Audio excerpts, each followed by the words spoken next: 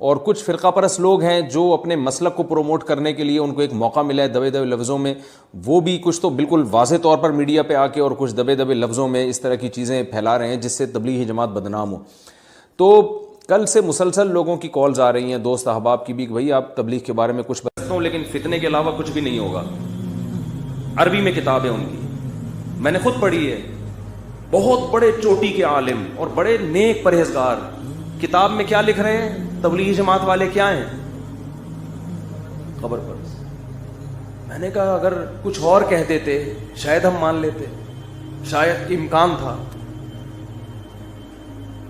3 دن کی جماعت میں نکل کے دیکھ لیتے تو پتہ چلتا کہ تبلیغی جماعت والے جتنے قبر پرستی کے خلاف ہیں عملاً اتنا شاید دنیا میں کوئی دوسرا. وہ تو توحید میں اتنا مبالغہ کرتے ہیں کہ جہاں ہونا چاہیے وہاں بھی نہیں ہونے کے قائل. کہتے ہیں اللہ سے سب کچھ ہوتا ہے، دکان سے کچھ بھی نہیں ہوتا. اس چکر میں بعضوں نے دکانوں پہ تالے ڈال کے نکل گئے. یہ وہ تو جہاں سے ہو رہا ہے وہاں سے ہونے کے قائل نہیں ہیں، تو جہاں قبر سے نہیں ہو رہا وہاں سے ہونے کے کہاں سے قائل ہوں گے. لیکن کیا ہے، فتنہ پرست لوگوں نے علماء دیوبند کی کتابوں کو سے تروڑ مروڑ کے چیزیں نکال نقول کے ایسا ملغوبہ بنا کے عرب علماء کے سامنے پیش کیا کہ وہ بھی کنفیوژن کا شکار ہوئے ہیں. میں نے کہا یہ بزرگ عالم ایک دفعہ ادھر پاکستان یا ہندوستان آ جائے، میں ان کو شب جمعہ میں لے کے جاؤں گا اور کہوں گا ان کا بیان شروع اس سے ہوتا ہے کہ اللہ سے ہوتا ہے، اللہ کے غیر سے نہیں، درمیان میں بھی یہ اور ختم بھی اسی پہ. اور ہم نے تبلیغ میں درجنوں بار دیکھا ہے کہ قبر کے سامنے سجدہ کیے ہوئے لوگوں کو اٹھا کے ان کو قبرستان سے اٹھا کے کہاں لے کر آئے ہیں؟ مسجدوں میں. تو کتابوں کے پروپیگنڈے پہ مت جاؤ، عمل دیکھو ہو کیا رہا ہے. عمل دیکھو ہو کیا رہا ہے. اگر علماء دیوبند قبر پرست ہوتے تو میں بھی کیا ہوتا. مجھے تو جو قبرستان جتنا جانا سنت ہے اتنا بھی ہم نہیں جاتے. کبھی کبھار تو جانا چاہیے، آخرت کی زیارت ہوتی ہے، ہمیں تو اتنا بھی ٹائم نہیں ملتا جانے کا. اور الزام کیا لگایا جا رہا ہے؟ اس وقت بر صغیر میں توحید اگر بچی ہوئی ہے تو علماء دیوبند کی وجہ سے. بہت بڑا کردار ہے ان کا اس میں، ورنہ سب مزار پرست ہوتے. سروے کرو، سفر کرو. میں گلگت گیا ہوں، چترال گیا ہوں، جہاں مزار پرستی نظر آئے گی وہ جگہیں جہاں علماء دیوبند کے اثرات نہیں ہیں. جہاں مزار پرستی نہیں ہے وہاں کس کی تعلیم کے اثرات ہوں گے؟ علماء دیوبند. پورے بر صغیر میں جہاں بھی جاؤ، آپ جہاں بھی جاؤ، مزار اگر نظر آ رہے ہیں، قبروں پہ سجدے نظر آ رہے ہیں، بھائی یہاں کوئی عالم دیوبند کا عالم نہیں آیا تبلیغ کے لیے. اور جہاں میں گلگت کے ایسے دیہاتوں میں گیا جہاں ایک بالش سے اونچی قبر نہیں ہے، سب مٹی کی قبریں، ایک بالش سے اونچی کوئی قبر نہیں، بڑے بڑے قبر. میں حیران یار، تم گاؤں دیہات کے لوگ، تمہیں اتنا شعور. تو سلسلہ جا کے کہاں ملے گا؟ جاء عالم من دیوبند. کہاں سے ایک عالم آئے تھے؟ دیوبند. وہ سب مزار ختم کر کے چلے گئے. تو کتابوں میں توڑ موڑ کے مشکل کشا فلانا، بھائی وہ ذو معنی الفاظ ہیں. جیسے حضرت جبریل نے کہا میں تجھے ہبہ کرنا چاہتا ہوں، مطلب یہ تھا میں نہیں، ذریعہ کون بن رہا ہے. میں اس لیے اپنی طرف فی الحال شارٹ کٹ بات کی ہے میں نے، ٹھیک ہے نا، کیونکہ سب کو پتا ہے کہ اللہ کے علاوہ کوئی اولاد نہیں دے سکتا. In short